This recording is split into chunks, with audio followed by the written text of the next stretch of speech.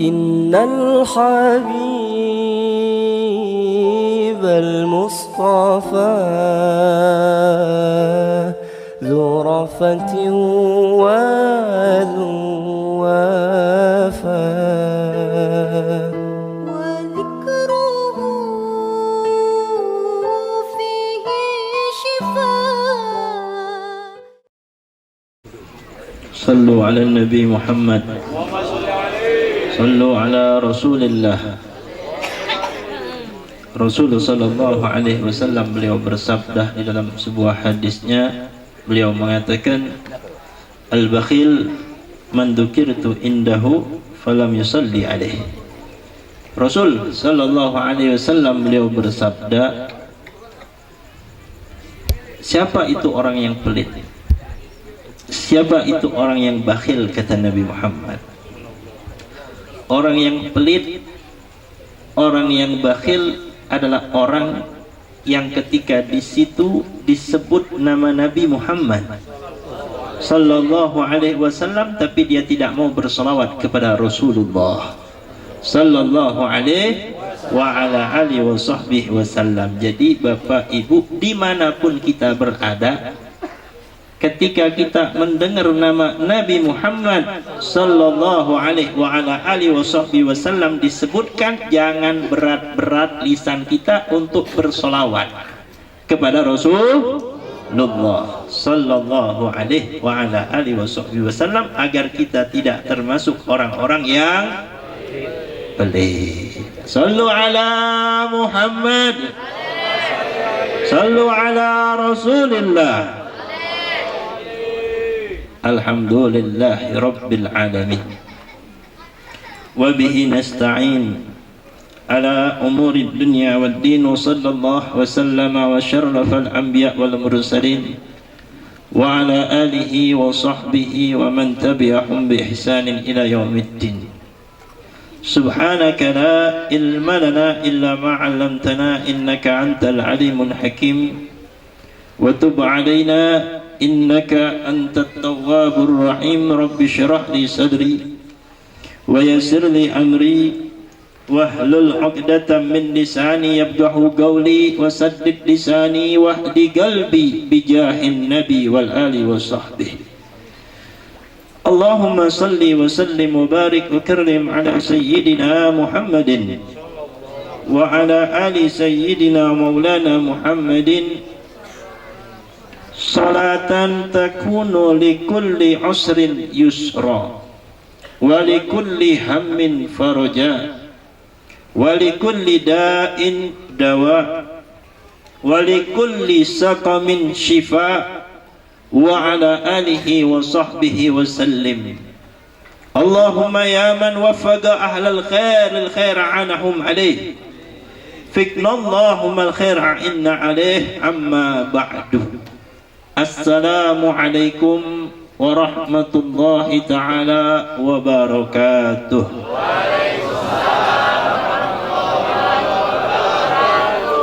Alhamdulillah, masih semangat.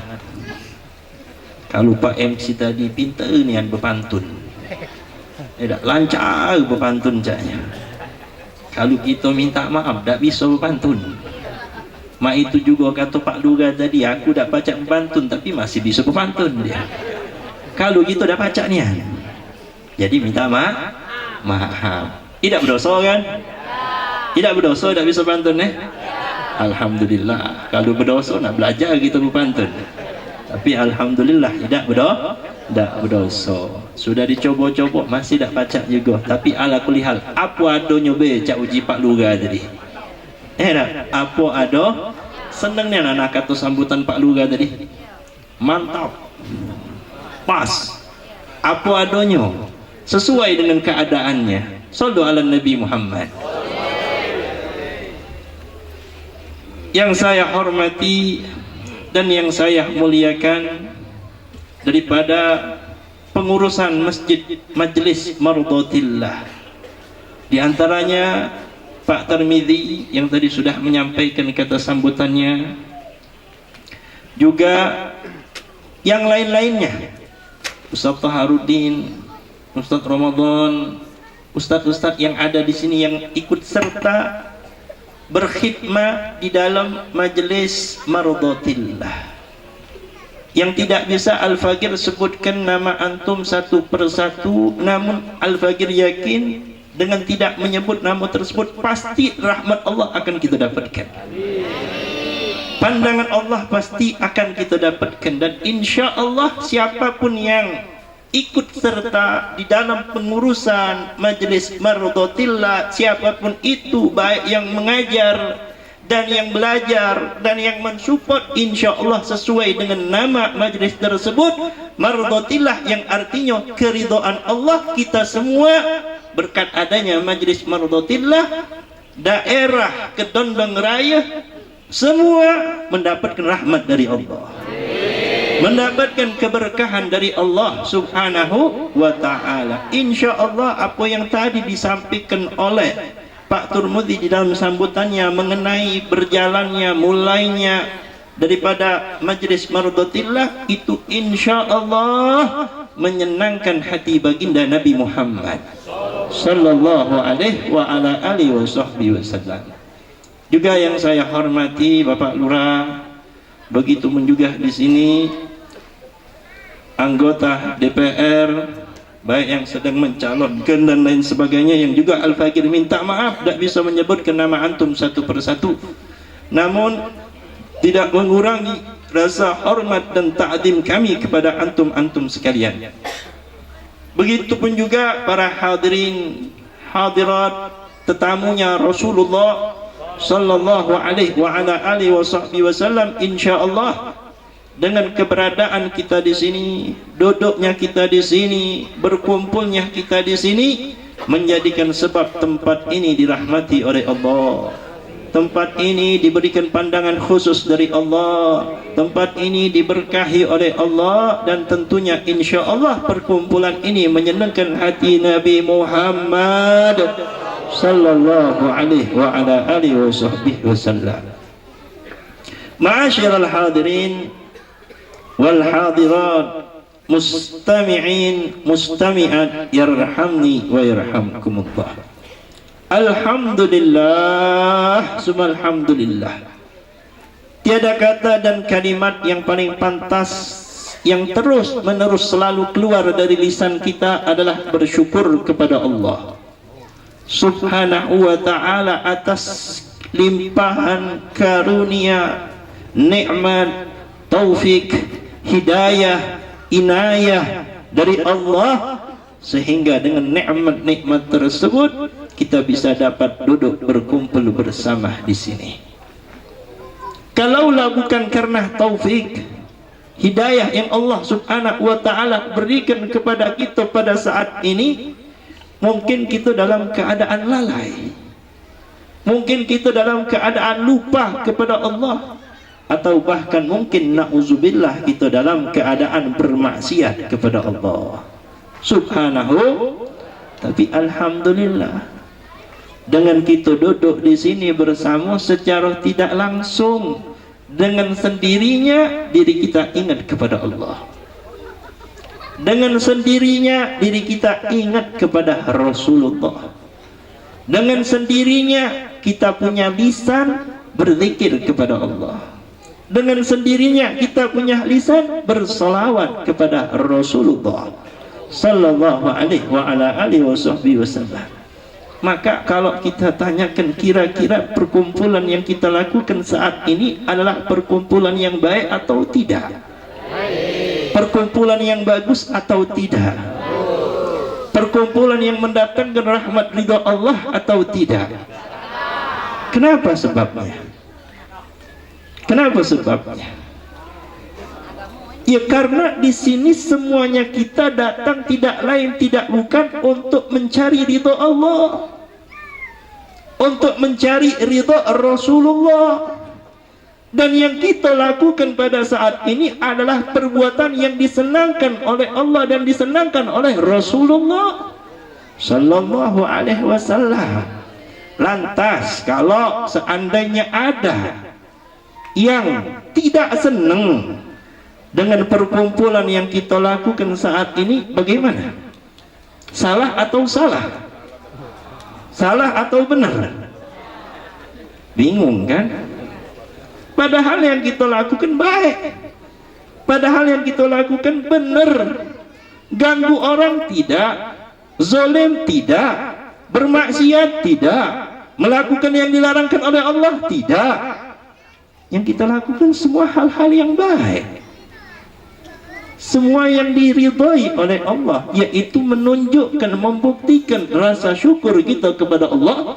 Karena sebab apa? Karena kita dijadikan oleh Allah sebagai umat Nabi Muhammad sallallahu alaihi wa ala alihi wasallam. Jadi bukti cinta kita kepada Nabi Muhammad sallallahu alaihi wa ala alihi wasallam, kita dijadikan oleh Allah sebagai umat Nabi Muhammad sallallahu alaihi wasallam adalah dengan kita merayakannya, menampakkan, menunjukkan rasa senang karena kita dipilih oleh Allah menjadi umat Rasulullah sallallahu alaihi wa ala alihi wasallam. Perayaan Maulid Nabi Muhammad adalah suatu hal yang baik, suatu hal yang banyak dilakukan oleh ulama-ulama yang begitu luar biasa hebat, dekat dengan Allah, dekat sama Rasulullah, dan memiliki ilmu yang luar biasa. Mereka merayakan semua Maulid Nabi Muhammad sallallahu alaihi wasallam, walaupun ada segelintir manusia yang mengatakan perkumpulan-perkumpulan kita seperti adalah perkumpulan-perkumpulan yang bid'ah, perkumpulan-perkumpulan yang tidak dilakukan oleh Rasulullah sallallahu alaihi wasallam. Terserah apa kata mereka, karena bukti cinta kepada Rasulullah sallallahu alaihi wasallam tidak perlu dalil. Bukti cinta kita kepada Nabi Muhammad yang dibutuhkan adalah hati yang bersih. Inilah yang dikatakan oleh al-alim al-mufakkir Al-Habib Abu Bakar al-Mashhur al-Adli, bahwa untuk menunjukkan bukti cinta kita kepada Rasulullah adalah membutuhkan hati yang bersih. Insya Allah kita yang hadir di sini adalah hati-hati yang bersih, hati-hati yang memang benar-benar cinta kepada Rasulullah sallallahu alaihi wa ala alihi wasallam. Apakah perkumpulan kita malam hari ini adalah perkumpulan yang sia-sia? Demi Allah tidak.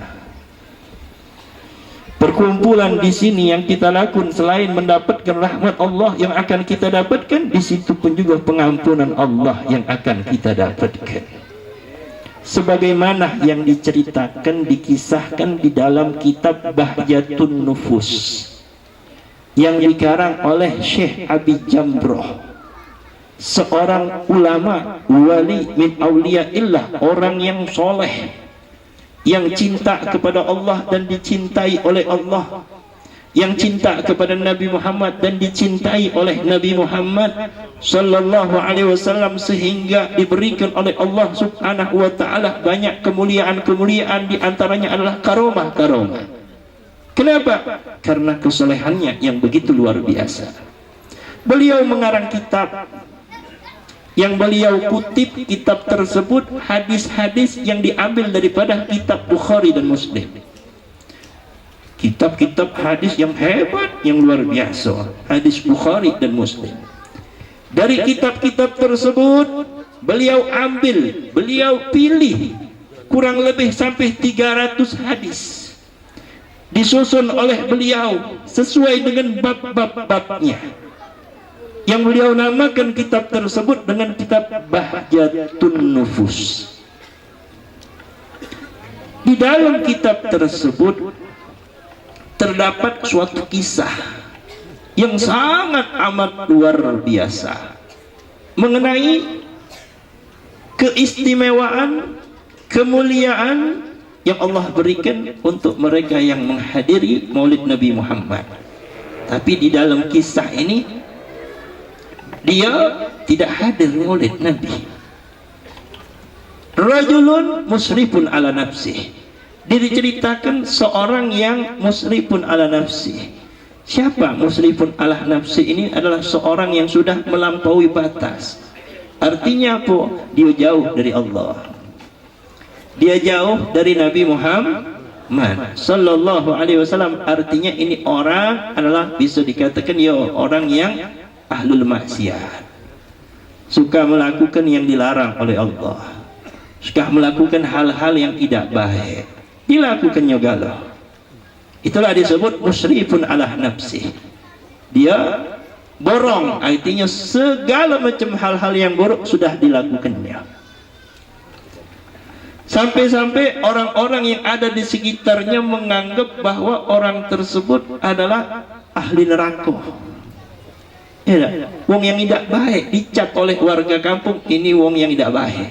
Ngapo? Ya naudzubillah, gaweannya tidak kati yang benar. Gaweannya tidak bagus segala. Gaweannya ngane-ngane.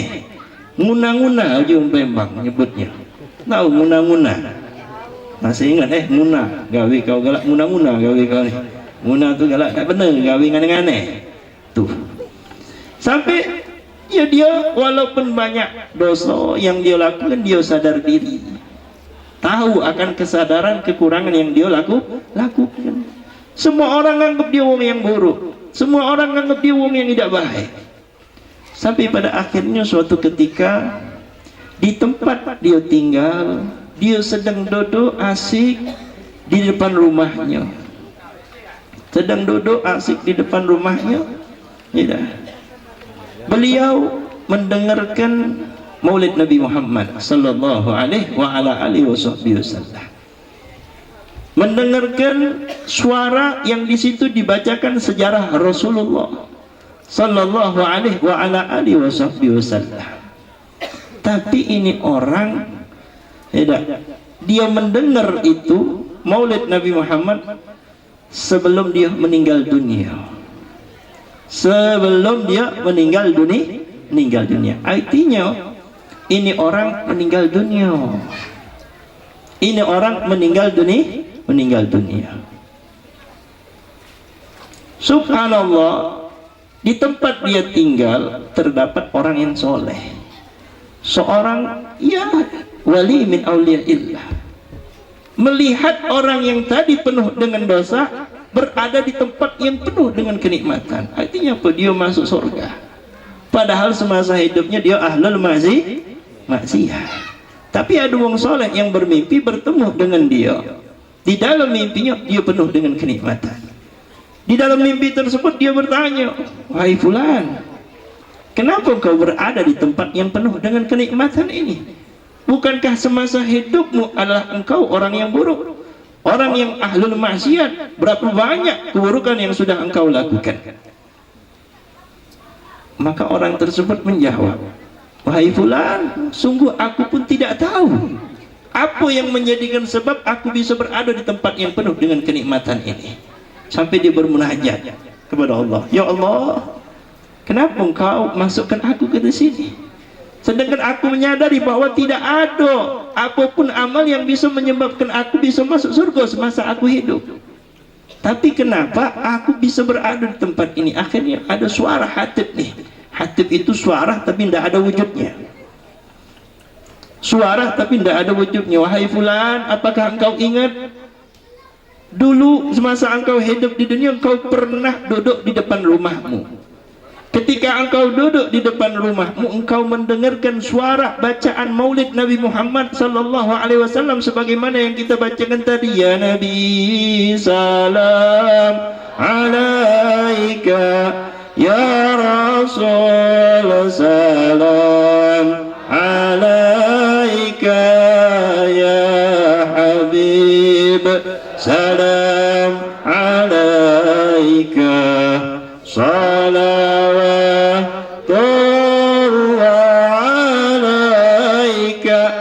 Ketika dia mendengarkan itu dari depan rumahnya, di hatinya berkeinginan kuat ingin hadir ke majlis maulid tersebut. Keinginan kuat hatinya ingin duduk di majlis tersebut. Tapi apalah daya, dia sadar diri, dia ngerasa diri dia tidak pantas, dan dia takut bertemu sama warga. Kenapa? Warga sudah menganggap dia wong yang buruk, warga sudah menganggap dia wong yang tidak baik, sehingga dia tidak berani untuk hadir ke tempat tersebut. Karena sebab itulah kata suara Hatib tadi yang mengatakan engkau masuk surga. Kenapa? Hatimu ingin ikut hadir di Maulid Nabi Muhammad sallallahu alaihi wa ala alihi wasallam. Nabi, Allah ampunkan dosanya, Allah maafkan kesalahannya. Maka bagaimana dengan kita malam hari ini, yang memang benar-benar kita hadir dari rumah kita keluar untuk menghadiri acara Maulid Nabi Muhammad sallallahu alaihi wa ala alihi wasallam, apalagi yang menjadikan sebab wasilah terlaksananya acara ini, yang menjadi sebab kita berkumpul di tempat ini. Kalau yang hatinya saja ingin hadir maulid diampunkan oleh Allah, maka bagaimana yang menjadi sebab terlaksananya acara ini? Shallu ala Nabi Muhammad.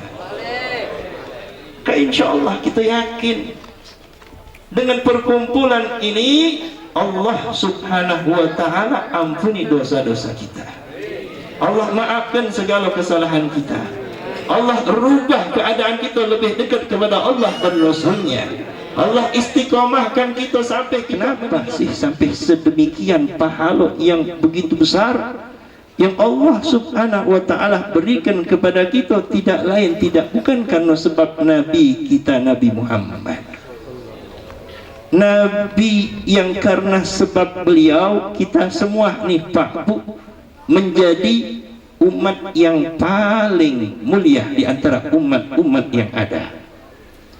Kita menjadi umat yang paling dimanja oleh Allah di antara umat-umat yang ada. Karena berkat Nabi Muhammad kita diberikan oleh Allah banyak kemudahan untuk kita mendapatkan maghfirah, ampunan dari Allah. Karena berkat Nabi Muhammad sallallahu alaihi wa ala alihi wasallam kita diberikan oleh Allah kemudahan untuk masuk ke dalam surganya Allah subhanahu wa ta'ala. Begitu mulianya Rasulullah, begitu agungnya Rasulullah, begitu istimewanya Rasulullah sallallahu alaihi wasallam, sampai-sampai di surga itu Pak Bu selalu bersanding nama Allah dan nama Rasulullah. Nama Allah, nama Muhammad selalu ada di tiang-tiang surganya Allah subhanahu. Karena sebab apa? Kemuliaan Rasulullah. Dan kita tanpa berdoa, tanpa meminta, dipilih oleh Allah menjadi umat Nabi Muhammad sallallahu alaihi wa ala alihi wasallam. Banyak cara yang menjadikan sebab bertambah kecintaan kita kepada Nabi Muhammad. Banyak cara untuk kita bisa menyenangkan hati Nabi Muhammad sallallahu alaihi wa ala alihi wasallam. Wabil khusus di antara hal yang paling menyenangkan hati Rasulullah sallallahu alaihi wasallam adalah perhatiannya kita terhadap ilmu yang disyariatkan oleh Rasulullah sallallahu alaihi wasallam. Terlebih lagi tadi apa yang disampaikan oleh Pak Tarmizi mengenai majlis mardhatillah. Banyak di sana kata beliau orang-orang yang umurnya bukan dikategorikan anak-anak lagi, 10 tahun. Subhanallah. Kenapa? Belajar. Belajar apa? Bukan belajar yang hebat-hebat, belajar Iqra. Mungkin anak kita yang kecil sudah hafal Iqra, tapi ini umur 70 baru belajar Iqra. Tapi luar biasa, hebat. Untuk apa? Mengejar ketertinggalan. Tidak ada rasa malu, tidak ada rasa segan, tidak ada rasa apapun. Yang penting dia bisa ngaji. Ini top, luar biasa. Tak katik namanya malu untuk nuntut ilmu. Sebelum kita menyesal, selama kita hidup di dunia, tak katik kata menyesal. Menyesal itu kapan? Kalau kita sudah mati. Kalau kita sudah boleh kita nyesal, dan pasti nyesal. Pastinya iya. Apalagi kita selama hidup pucuk dunia tak benar, ngunah-ngunah. Salat kita tinggalkan, kewajiban kita lalaikan, yang dilarang oleh Allah kita lakukan. Jangankan yang mencemini, yang taat baik, masih nyesel dia di akhirat, apalagi kita yang tidak kati apa-apa. Jadi Pak Bu, ada cerita yang disampaikan oleh si Syekh Hisham Al-Burhan mengenai keutamaan, kemuliaan yang diberikan oleh Allah untuk mereka yang menuntut ilmu. Memang malam ini maulid. Salah satu di antara hal yang menyenangkan hati Rasulullah adalah perhatian kita dengan ilmu.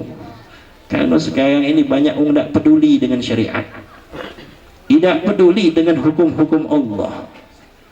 Yang penting dia senang di dunia, tapi tidak mikir cak mana hidup dia kaget di akhirat. Na'udzubillah. Jadi Syekh Hisham Al-Burhan, beliau bercerita, seorang ulama dari kota Damaskus, dan ini cerita nyata, kisah waqi'un, seorang ulama yang ada di kota Damaskus. Beliau mendapatkan kisah ini dari kakek beliau yang bernama Syekh Amir Al-Burhan. Di dalam cerita kakeknya kepada beliau, cucunya, di kota Damaskus terdapat suatu pemakaman yang bernama, pemakaman tersebut adalah pemakaman Dahdah. Di situ dimakamkan para aulia, para syuhada, para solihin, dimakamkan semua di sana. Orang-orang baik, orang-orang soleh banyak dimakamkan di pemakaman tersebut. Di pemakaman tersebut terdapat seorang laki-laki yang disebut dengan Al-Hafar. Apa itu Al-Hafar? Tukang gali kubur. Jadi tukang gali kubur itu bahasa Arabnya Al-Hafar, yang sedang asik duduk bersantai di bawah pohon. Kerjaannya apa? Ya nunggu khabar, nunggu ada yang datang minta galikan kubur. Jadi hati-hati sama tukang gali kubur, minta maaf ini. Mungkin tiap hari doa beliau, ya Allah banyak kelawang mati ya Allah. Iya, banyak kelawang yang mati. Jadi dia banyak gawe. Kalau katik orang mati, sepi dia duduk bawah batang dia. Mungkin salah satu daripada doa tukang gali kubur ya itu, ya Allah banyak kelawang mati. Aduh berarti yang doa ke kita mati. Apa tukang gali kubur? Iya, dari situlah dia kan nyari nafkah kan. Ada kubur, ada kau meninggal, alhamdulillah. Jadi kalau kita dengar kabar meninggal, innalillahi wa inna ilaihi raji'un. Kalau dia, alhamdulillah. Apa nih? Masing-masing bagiannya kan. Jadi ketika dia lagi asik beristirahat, datang seorang wanita meminta kepadanya untuk dikedukkan kuburan. Sudah sebagaimana biasa pekerjaan dia, alhamdulillah dikeduknya kubur. Selang beberapa waktu setelah dia menggali kuburan tersebut, beliau datang jenazah yang dibawa oleh beberapa orang nih, tidak perlu rame. Ya ini kisah, tapi kisah ini kita bakal rasukan. Kisah kita dewek bakal merasa kita bakal mati Pak Bu. Ada yang yakin umurnya bakal panjang? Ada yang yakin umurnya bakal panjang? Maaf balik dari sini laju gitu. Iya apa ya? Ada yang berani nyamin umurnya sampai besok? Ada yang berani menjamin dia bakal hidup sampai besok pagi? Tak ngerti yang berani nyamin. Kenapa? Kita tidak tahu kapan kita meninggal, di mana kita meninggal, dalam keadaan apa kita meninggal. Tak ngerti yang tahu. Makanya siap-siap dah terus Pak Bu. Mau tak mau, siap tak siap, kapan uji malaikat laju. Kapan ada yang baca kalau malaikat datang kaget, mundur. Nawar, kaget. Ada yang baca? Hati, ada sih kisahnya. Ada lah kalau ada waktu itu ceritakan. Baru 9:30.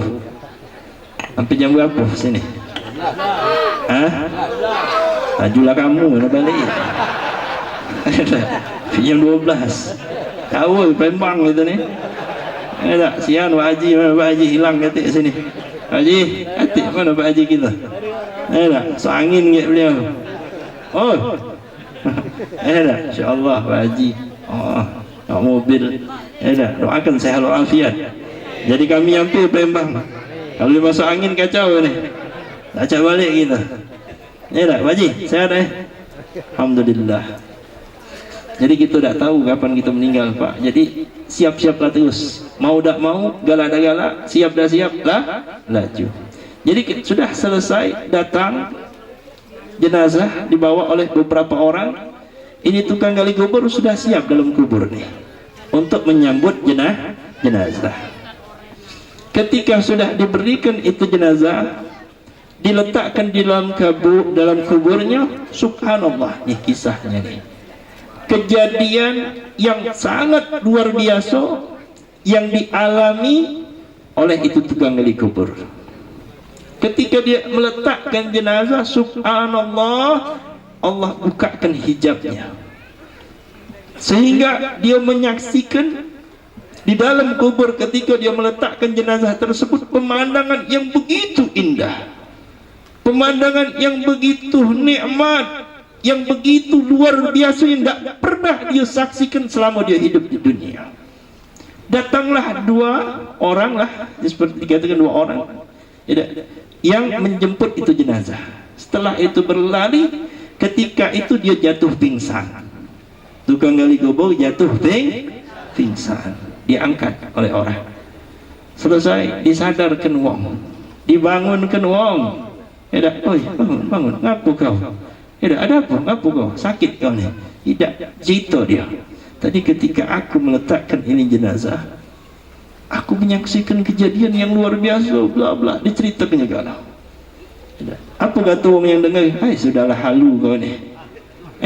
Sakit kau ni. Bawaan buntu banyak hutang ya kau ni. Tak percaya kalau orang dengan apa yang dia sampaikan. Sudah selesai akhirnya.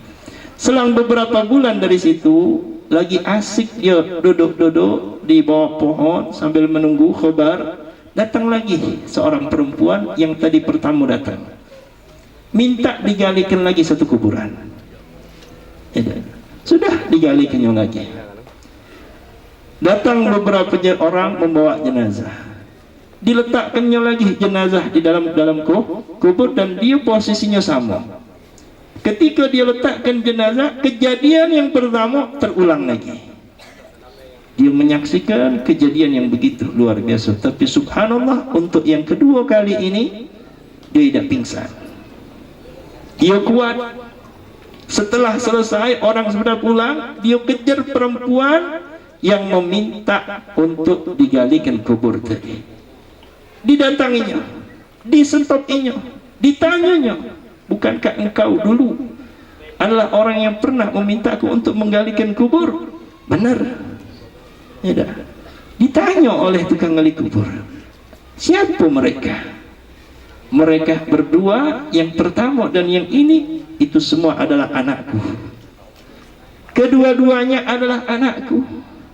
Ditanya oleh tukang gali kubur, apa amalan apa yang dilakukan oleh anakmu? Amaliyah apa yang dikerjakan oleh anakmu? Ketika ditanya seperti ini, terkejut ibunya. Ada apa? Kenapa? Apa yang kau saksikan? Pastilah macam itu.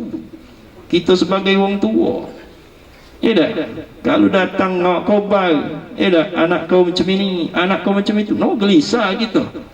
Belum diceritakan, oi, fulan bin fulan anak kau, yuk, ada apa? Ngapa sama anak aku? Ada apa sama anak aku? Cak itu kan. Nah, jangan sampai apa yang kata Pak Lurah tadi. Pak Lurah. Anak kucing dibeli, dinjuk makan, dibeli ke geban, kandang ya geban teh. Ngerti ya nah, geban tu kandang ya. Kucing itu keluar di rumah, dicari. Sampai dapat. Jangan sampai kalau kita punya anak, jam sekian belum balik, kita talak ke. Nauzubillah, apalagi anak gadis, apalagi anak perempuan. Pak, Bu, memang benar tadi kata Pak Lurah, anak kita adalah amanat. Anak kita adalah investasi kita di akhirat nanti. Kalau kita pengen senang, bahagia, gembira, jadikan anak kita anak yang soleh dan solehah. Jadikan anak kita yang perhatian dengan syariatnya. Jadikan anak kita perhatian dengan Rasulullah. Jangan kita cepat-cepat nyalahkan anak kita, kalau anak aku macam ini, kalau anak aku macam itu, kalau anak aku cak ini, kalau anak kita cak itu. Jangan cepat-cepat nyalahkan anak kita, tapi salahkan kita dulu sebagai orang tua. Bagaimana perhatian kita sama anak? Bagaimana penjagaan kita sama anak? Bagaimana pengawasan kita sama anak? Kebanyakan orang datang kepada kita pernah cerita, Beb, apalah anak aku ni susah nian kalau disuruh solat. Beb, apalah anak aku ni susah nian kalau disuruh ngaji. Beb, ngapalah anakku, ngapalah anak aku. Ya, kita tanya, kau pernah tak solat depan anak kau? Kau pernah tak ngaji depan anak kau? Kau pernah tak contohkan yang baik-baik depan anak kau? Diam dia. Diam dia. Dia ajak ngomong apa? Tidak, Beb. Tidak, Beb. Tidak, Beb. Jadi kita sebagai orang tua jangan cepat-cepat nyalahkan kita punya anak, tapi koleksi dulu diri kita sebagai orang tua. Balik kepada kisah tadi, ketika ibunya bertanya, apa yang terjadi sama anakku wahai ibu, wahai fulana, ketika aku meletakkan jenazah anakmu yang pertama, aku menyaksikan kejadian yang luar biasa, bla bla bla, diceritakannya gagal apa yang disaksikan. Begitupun juga anaknya yang kedua. Ketika diletakkan jenazah, kejadian yang begitu luar biasa, bla bla bla, kejadian gagal. Apa amalan anakmu? Apa jawab ibunya kira-kira? Apa amalan yang dilakukan oleh anaknya? Yang pertama, anakku yang pertama itu katanya, anakku yang pertama itu adalah seorang penuntut ilmu, seorang yang belajar ilmu.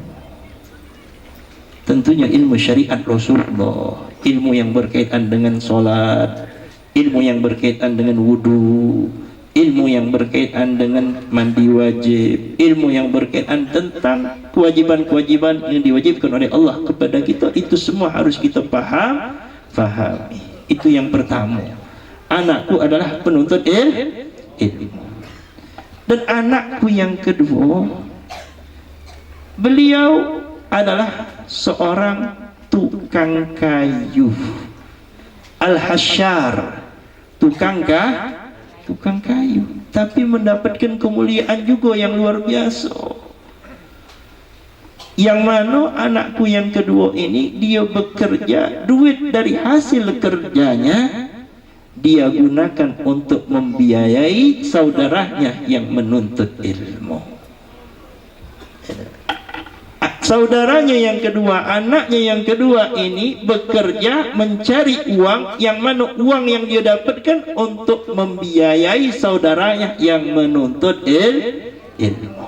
Kita saksikan nih, kedua-duanya diperlakukan sama oleh Allah Subhanahu wa ta'ala. Yang menuntut ilmu, yang membiayai orang yang belajar ilmu, dan siapapun yang ikut andil, ikut serta di dalam terlaksananya belajar mengajar, itu semua dicatat pahalanya sama oleh Allah Subhanahu, dan kati dibeda-bedakan oleh Allah Subhanahu wa ta'ala.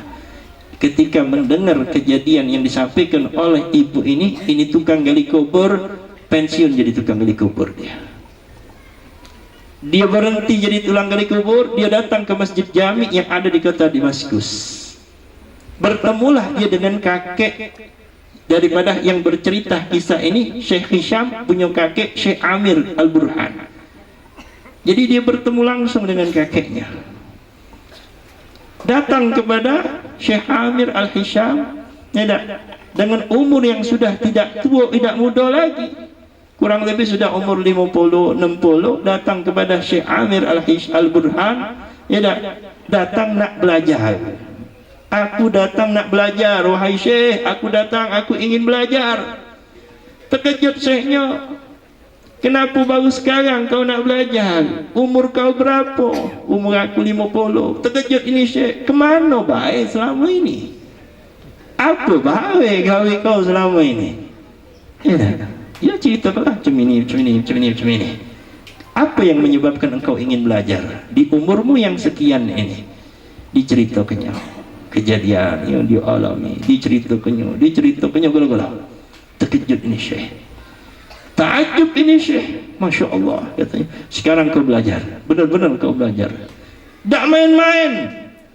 Ini belajar dia, tukang gali kubur, serius, mulai dari Sabina, Risalah, Sabina, Nahu, seluruh kitab dibacanya gala. Sampai dengan berkat kegigihannya, berkat kesungguhannya, dia menjadi seorang ulama yang dikenal di kota Damaskus yang bernama dengan Abdurrahman Al-Haffar. Yang bernama Abdurrahman Al-Haffar. Al-Haffar itu tukang gali kubur, Abdurrahman namanya. Menjadi seorang ulama, Abdurrahman mendapat gelar Al-Haffar. Sebab dia menjadi ulama karena dia menyaksikan kejadian yang luar biasa. Sampai dikatakan anaknya turun menurun, semuanya menjadi ulama, semuanya menjadi alim di kota Damaskus, sampai yang terakhir yang bernama Abdur Razzaq Al-Haffar. Sallu ala Nabi Muhammad. Sallu ala Nabi Muhammad. Begitu besar kemuliaan yang didapatkan bagi orang yang menuntut ilmu yang diwariskan oleh Rasulullah.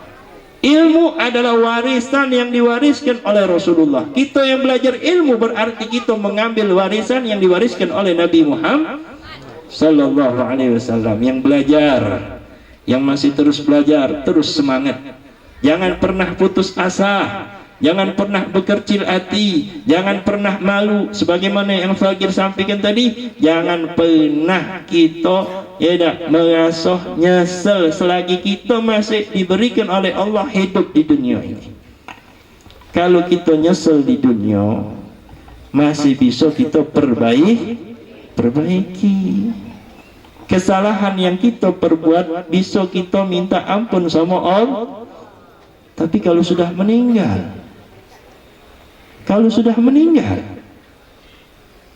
bisa. Makanya nikmat yang amat besar yang Allah berikan kepada kita, yaitu kita masih diizinkan oleh Allah bernapas pada saat ini.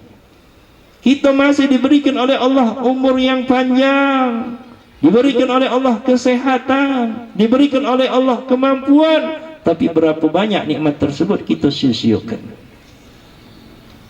Berapa banyak nikmat yang Allah berikan kita gunakan untuk menentang hukum Allah, untuk menentang syariatnya Rasulullah sallallahu alaihi wa ala alihi wasallam. Ma'asyiral hadirin wal hadirat, mustami'in mustami'at, yarhamni wa yarhamkumullah.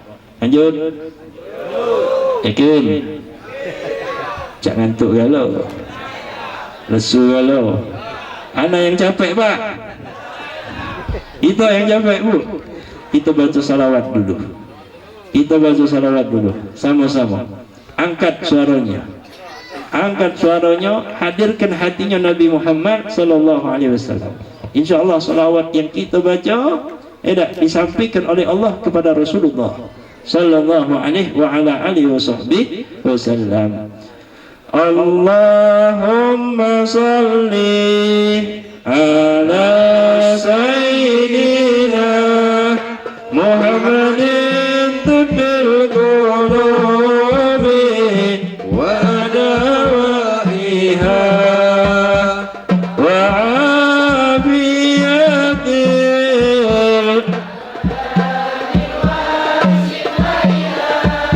wa nuril absari wa diyaiha wa ala alihi wa sahbihi wa sallim.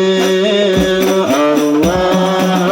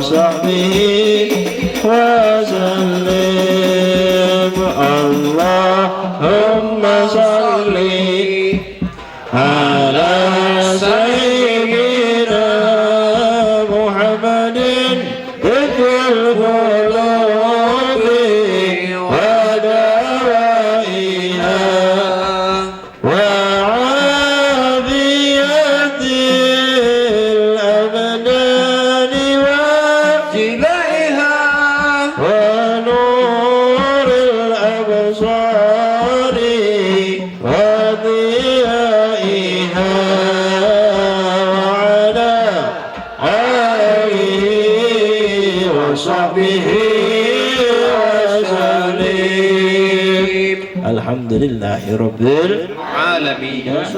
Sallallahu alaihi asyara. Satu salawat yang kita bacakan untuk Nabi Muhammad, maka satu salawat tersebut dibalas dengan 10 kebaikan. Tadi kita baca 3 kali salawat, berarti yang kita dapatkan berapa banyak? 30 kebaikan. Kalau kita baca 10 salawat, berapa kebaikan? 100 salawat yang kita baca, berapa kebaikan? Banyak tak? Banyak tak? Bukan hanya 10 kebaikan, tapi 10 dosa kita pun dihapuskan oleh Allah. Tidak, diangkat derajat kita oleh Allah. Hanya satu salawat kepada Rasulullah. Tapi sehari kita berapa kali Pak Bu baca salawat? Sehari berapa kali kita baca salawat? Ngaku cinta kita sama Nabi. Pak Bu, cinta sama Nabi? Cinta sama Rasulullah? Yakin? Bisa buktikan? Yakin? Satu yang disampaikan oleh kita punya guru, Al-Habib Umar Abdul Aziz bin Abdul Rahman Syahab, mudir daripada pondok pesantren Rubat Al-Muhibbin. Beliau menasihati untuk kita galo-galo. Yang beliau sampaikan ini ketika beliau menyampaikan kata sambutan ketika perayaan Maulid Nabi pada tanggal 12 Rabiul Awal di pesantren Rubat Al-Muhibbin. Apa yang beliau mengatakan? Ya mudda'il hubbin nabi kaifa tadda'i. Wahai orang yang mengaku cinta kepada Nabi Muhammad sallallahu alaihi wasallam, fa kaifa tadda'i, maka bagaimana dengan pengakuanmu atas cintamu kepada Rasulullah? Walam yabdu minka ma yasurrun nabi. Engkau mengaku cinta kepada Rasulullah, engkau mengaku cinta kepada Nabi Muhammad, tapi tidak ada di dalam dirimu hal-hal yang menyenangkan hati Rasulullah. Tidak ada di dalam dirimu hal-hal yang menggembirakan Rasulullah. Fakaifa tadda'i, apakah ini tanda cinta?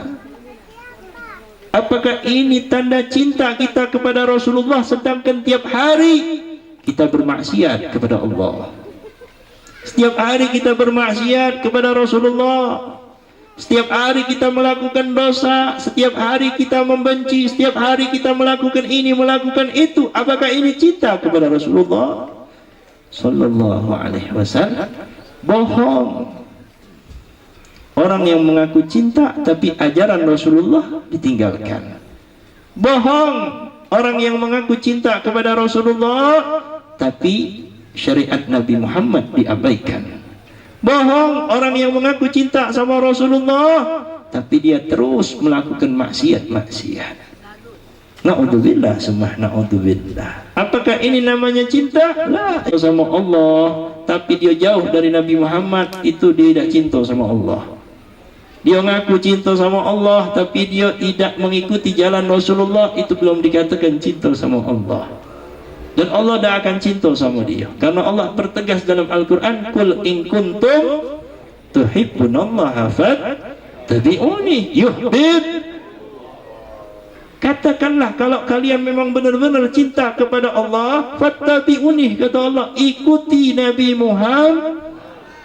Ikuti Nabi Muhammad. Ketika kita mengikuti Rasulullah, yuhibbukumullah, dengan sendirinya kita akan mendapatkan kecintaan Allah subhanahu wa ta'ala. InsyaAllah. InsyaAllah perkumpulan kita malam hari ini adalah perkumpulan yang dirahmati oleh Allah, perkumpulan yang diberkahi oleh Allah, perkumpulan yang dipandang oleh Allah, perkumpulan yang mendapatkan banyak cucuran maghfirah, ampunan dari Allah. InsyaAllah perkumpulan kita pada malam hari ini adalah perkumpulan yang menjadikan sebab Allah merubah keadaan kita. menjadi lebih taat kepada Allah, menjadi lebih taat kepada Rasulullah, menjadi lebih semangat untuk kita beramal soleh, menjadi lebih semangat untuk kita beribadah kepada Allah. InsyaAllah dengan perkumpulan kita pada malam hari ini, ya Allah, Engkau ampuni dosa-dosa kami, dosa keluarga kami, dosa orang tua kami, dosa istri kami, dosa anak-anak kami, dan dosa-dosa orang yang kami cintai, ya Allah. Ya Allah, ya Allah, mari kita sebut nama Allah dengan sebanyak-banyaknya. Ya Allah, ya Allah, ya Allah, ya Allah, ya Allah, ya Allah. Ayo Bapak Ibu sebutkan, buka suara antum, angkat suara antum, sebut nama Allah. Ya Allah, ya Allah, ya Allah, ya Allah, ya Allah, ya Allah, ya Allah, ya Allah, ya Allah, ya Allah. Rasakan dalam hati kita sambil menyebut nama Allah, meminta kepada Allah, berharap kepada Allah, memohon kepada Allah, minta kepada Allah dengan apa yang kita hajatkan, hajat dunia dan hajat akhirat. Sebut nama Allah. Ya Allah, ya Allah, ya Allah, ya Allah, ya Allah, ya Allah, ya Allah, ya Allah, ya Allah, ya Allah. Ya Allah, kami meminta kepadamu, ya Allah, jangan kau bubarkan kami dari tempat ini, melainkan engkau sudah mengampuni dosa-dosa kami, ya Allah. Engkau maafkan dosa orang tua kami, ya Allah. Engkau rubah keadaan kami untuk lebih taat kepadamu, ya Allah. Engkau maafkan segala kesalahan kami, ya Allah. Bersihkan hati kami, ya Allah, dari sombong, ya Allah, dari benci, ya Allah, dari hasud, ya Allah, dari iri, ya Allah. Bersihkan hati kami, ya Allah, sebagaimana engkau. Maka sebutkan dari dalam hati kita yang paling dekat, dalam sebutkan nama Allah, ya Rabb. Banyak nyebut nama Allah, banyak sebut nama Allah, InsyaAllah hati kita dibuka oleh Allah. Banyak sebut nama Allah, InsyaAllah hati kita dilapangkan oleh Allah. Banyak sebut nama Allah, Allah berikan cahayanya Allah dalam hati kita. Dan perbanyak salawat kepada Rasulullah. Kita tidak lepas dari kesalahan, kita tidak lepas dari dosa, kita banyak melakukan kesalahan, tapi Allah Maha Pengampun, Allah Maha Penyayang. Jangan pernah kita berputus asa. Sebanyak apapun dosa kita, sebanyak apapun kesalahan kita, sebanyak apapun kelalaian kita, Allah Maha Pengasih, Allah Maha Pengampun. Terus kita minta ampun sama Allah Subhanahu wa ta'ala. InsyaAllah, InsyaAllah jangan sampai kita keluar dari tempat ini, ya, kita balik maklamu lagi.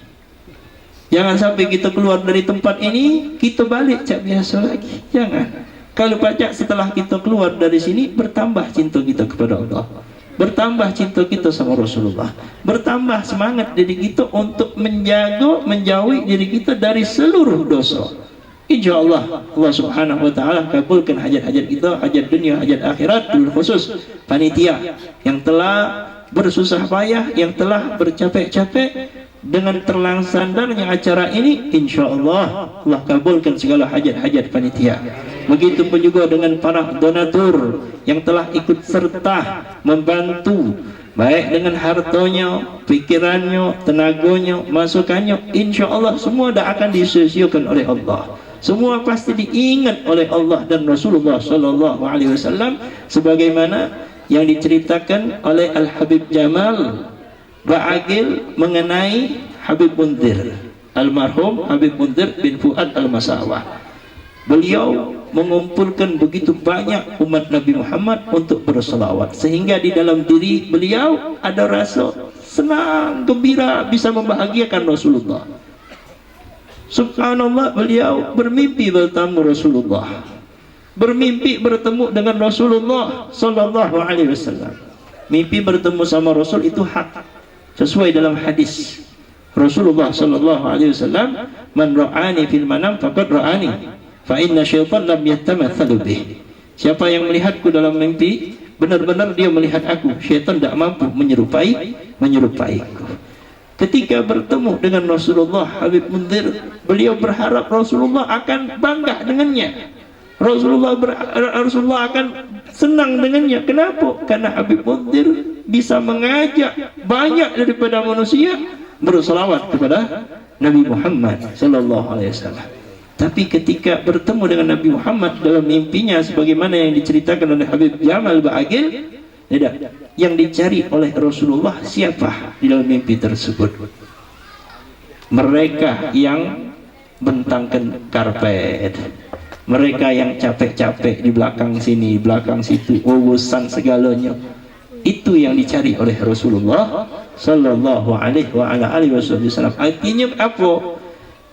Apapun, siapapun, dengan apapun yang kita ikut sertakan untuk terlaksananya acara di situ mengingat Allah sama Rasulullah, itu tidak akan disia-siakan. Insya Allah semua apa yang sudah kita lakukan dibalas oleh Allah, dan insya Allah kita semua mendapatkan syafaat daripada Nabi Muhammad sallallahu alaihi wasallam. Mungkin ini pada malam hari ini yang bisa Al-Fagir sampaikan di tempat yang penuh dengan keberkahan ini, insya Allah bermanfaat dan bisa diamalkan dalam kehidupan kita sehari-hari.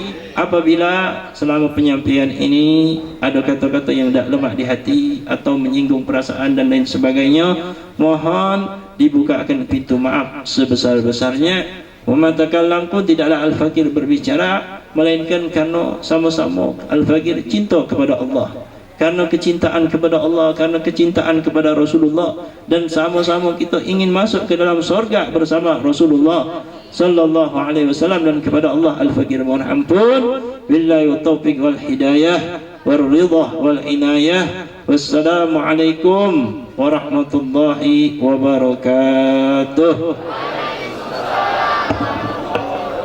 Kepada Al-Mukarram Habib Abdullah Rayhan Al-Kab kami mohon untuk menutup dengan doa. وعلى آل سيدنا محمد اللهم اجعل جمعنا هذا جمعا مرحوما وتفرقنا من بعد تفرقا معصوما ولا تجعل فينا شقيا ولا محروما. اللهم يا محول الأحوال حاول حالنا إلى أحسن الحال. اللهم يا محول الأحوال حاول حالنا والمسلمين وأهلنا ودبر. ويا مسهل سهل علينا كل عسير بجاه بشير النذير. سهل علينا كل عسير بجاه بشير النذير. سهل علينا كل عسير بجاه بشير النذير. ربنا آتنا في الدنيا حسنة وفي الآخرة حسنة وفي البرزخ حسنة وفي المحشر حسنة وقنا عذاب النار وقنا عذاب النار وقنا عذاب النار. صلى الله على سيدنا محمد النبي الأمي وعلى آله وصحبه وسلم والحمد لله رب العالمين. تقبل الله منكم. Dengarkan ceramah seputar Maulid Nabi Muhammad sallallahu alaihi wasallam yang telah disampaikan oleh Habib Abdullah Rayhan Al-Kab. Mudah-mudahan kita semua dapat mengambil pembelajaran dari apa yang telah disampaikan. Dan mari kita tutup acara ini sama-sama membacakan lafaz hamdalah. Alhamdulillahirabbil alamin. Kami selaku mandu acara dan mewakili seluruh pengisi acara mohon maaf atas segala kekurangan, dan kepada Allah kami mohon ampunan. Yang perlu kami sampaikan, kalau cincin pakai di jari, kalau gelang pakai di lengan. Kami mandu acara cukup sampai di sini. Kalau banyak salah mohon kami dimaafkan. Akhirul kalam, anak itik mandi di sawah, itik berjemur di atas batu. Billahi taufiq wal hidayah. Assalamualaikum warahmatullahi wabarakatuh.